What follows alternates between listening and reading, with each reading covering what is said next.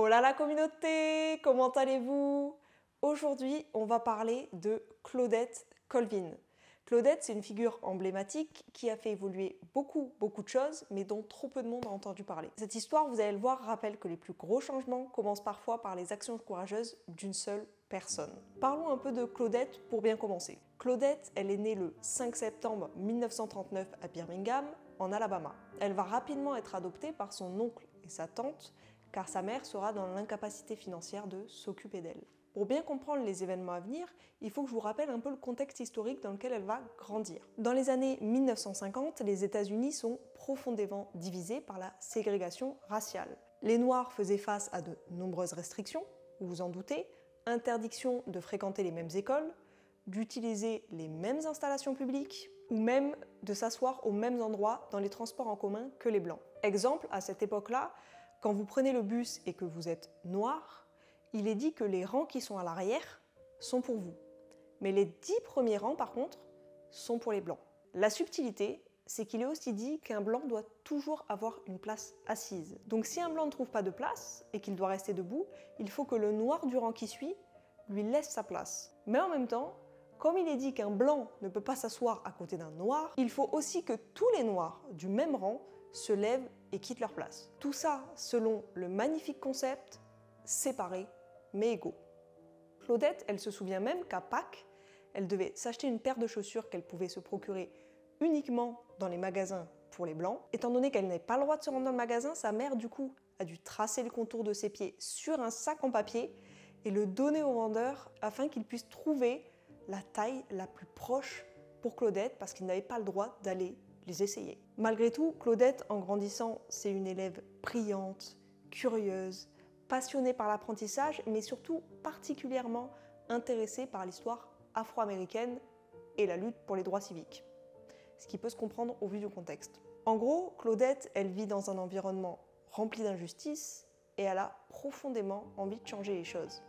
Tellement que quand on lui demande ce qu'elle veut faire, dès son plus jeune âge, elle répond « présidente des États-Unis ». Le 2 mars 1955, Claudette, elle est âgée de 15 ans et comme tous les jours, elle monte dans un bus pour rentrer chez elle après l'école. Ce jour-là, lorsque le bus commence à se remplir, le chauffeur ordonne à Claudette et à 3 autres passagères noires de se lever pour laisser un passager blanc s'asseoir. Passager qui n'a plus de place dans la section pour les blancs. Et vous vous souvenez de ce que je vous ai dit tout à l'heure, plus de place dans la section pour les blancs égale on prend la place des noirs. Mais Claudette, elle va refuser de se lever. Quand vous êtes noir dans un bus, si vous refusez de céder votre place à un blanc, plusieurs choses peuvent se passer. La première, le chauffeur appelle la police. La deuxième, il se trouve que le chauffeur a une arme et qu'il décide de s'en servir. Comme ça a été déjà le cas à de nombreuses reprises. Claudette, elle a de la chance parce que le chauffeur choisit la première option et appelle la police. Mais là encore, pareil, vous avez deux possibilités. La police vous embarque et soit vous arrivez en vie au commissariat, soit vous n'arrivez jamais au commissariat. Claudette, même en sachant tout ça, elle refuse de laisser sa place. Et comme elle va l'expliquer plus tard, elle a refusé de céder sa place parce que c'était son droit en tant qu'être humain, qu'elle avait payé son billet comme tout le monde, et avant tout que ce n'était pas une femme âgée, c'était une jeune à qui il fallait laisser la place. Si ça avait été une femme âgée, bien évidemment, blanc, noir ou autre, elle l'aurait laissé. Deux policiers montent donc à bord du bus et forcent Claudette à se lever et à sortir. Pendant qu'un troisième policier dit « Qu'est-ce qui se passe encore avec ces nègres ?» et qu'un autre fait une blague sur la taille du soutien-gorge de Claudette. Claudette, 15 ans. Claudette, à ce moment-là, elle a vraiment peur car elle ne sait pas de quoi les policiers sont capables. Enfin, si, justement, elle ne le sait que trop bien.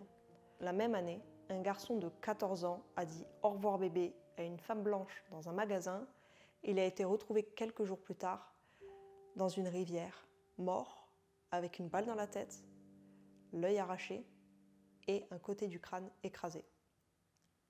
14 ans. Mais Claudette, dans son malheur, elle a de la chance car elle est menottée et emmenée en détention. Donc elle arrive en vie au poste de police. Elle va être accusée de 3 chefs d'accusation. Le premier, trouble à l'ordre public, agression et violation des lois sur la ségrégation. Pourquoi agression, vous allez me dire, alors que Claudette, elle est restée assise sans bouger? Eh bien, figurez-vous que les policiers ont assuré qu'elle les avait frappés, griffés, etc. Bref, en gros, ils ont menti. Mais il y a aussi des témoins blanches précises qui disent l'avoir vue faire preuve de violence. Elle va quand même décider de plaider non coupable et faire appel. Sauf que durant l'appel, à la surprise générale, on va lui retirer les 2 chefs d'accusation qui permettraient que le dossier aille au niveau fédéral. Ces chefs d'accusation, ils ont été retirés de manière stratégique pour éviter que l'affaire n'atteigne la Cour suprême, où elle aurait pu établir un précédent fédéral contre les lois sur la ségrégation. L'histoire de Claudette, elle va donc au final tomber dans l'oubli et être très peu médiatisée. Depuis le début, vous vous dites peut-être que ça ressemble à l'histoire de Rosa Parks. Et vous avez raison.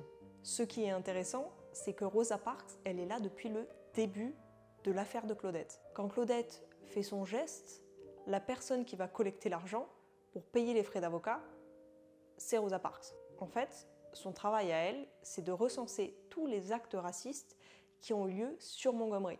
Et quand elle entend parler du cas de Claudette, elle est immédiatement présente. Et donc 9 mois plus tard, effectivement, Rosa Parks, ça va faire le même geste en fait.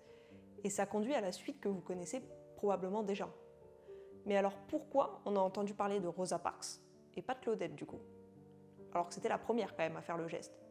Pour plusieurs raisons. La première, c'est qu'elle a 40 ans, donc c'est pas une adolescente, plus crédible. Elle est mariée, donc ça en fait une personne stable. C'est une couturière qui, même si elle est très pauvre, est toujours très chic. En gros, elle véhicule pas tous les préjugés qu'auraient les blancs sur les noirs à cette époque-là. Et en plus, elle est plus claire de peau que Claudette. Résultat de l'histoire, Rosa Parks, elle peut être acceptable pour les blancs et enviable pour les noirs, car ils ne la voient pas comme une noire, mais plutôt comme quelqu'un qui se rapprocherait des blancs. Et ça change tout, parce que ces facteurs, ils ont permis à Rosa Parks de devenir une figure plus médiatisée que Claudette du coup. Conclusion, non, Claudette n'est pas rentrée dans l'histoire comme Rosa Parks, et pourtant, elle y a autant sa place. Voilà, c'est la fin de la vidéo, j'espère qu'elle vous a plu. Je ne sais pas si vous aviez entendu parler de Claudette, n'hésitez pas à me le dire en commentaire si c'est le cas. Quoi qu'il arrive, si vous avez aimé la vidéo, n'hésitez pas à la liker, à commenter, à vous abonner, ça fait extrêmement plaisir. Merci beaucoup à tous ceux qui le font à chaque fois, c'est un bonheur. Merci à vous. En attendant, je vous récupère pour vous dire au revoir, comme d'habitude. Et bien écoutez, on se fait le gros bisou et on se dit à vendredi prochain.